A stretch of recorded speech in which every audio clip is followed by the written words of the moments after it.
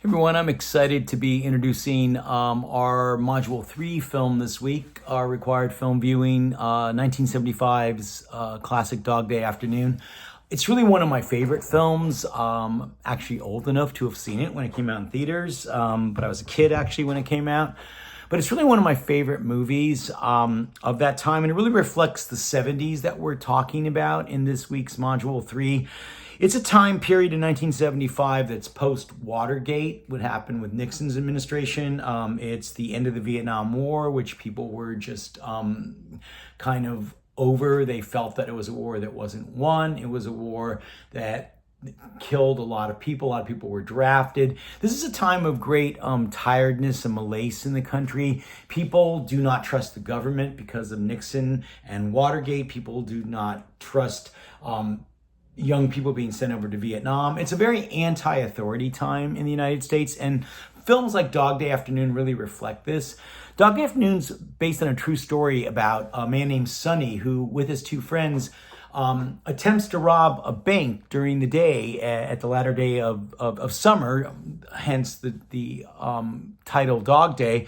They're trying to rob a bank in Brooklyn, and the reason's kind of interesting. Sonny is trying to rob a bank. He is married, but he also has a male lover, and he wants to fund his male lover's sex change operation.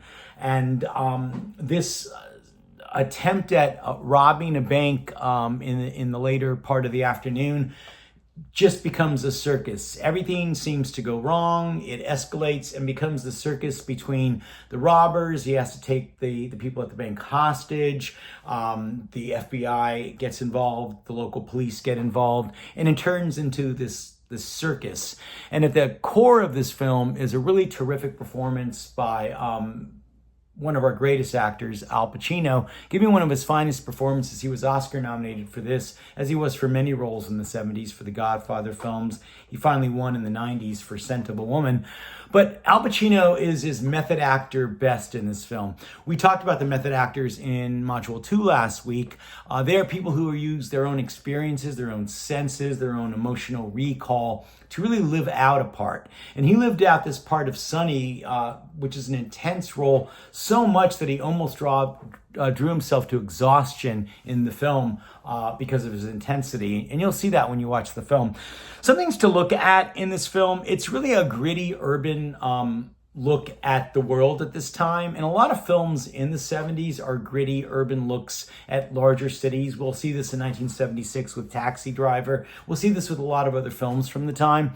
Also in this film, there's a big distrust of authority that the public supports. One scene I want you to note in this film is where Sonny is talking, negotiating with the FBI and the police, and he's likening the situation of negotiating with them to a 1972 New York jail riot that happened at the Attica prison that went out of control and killed a bunch of prisoners. And he's shouting, "Attica, Attica."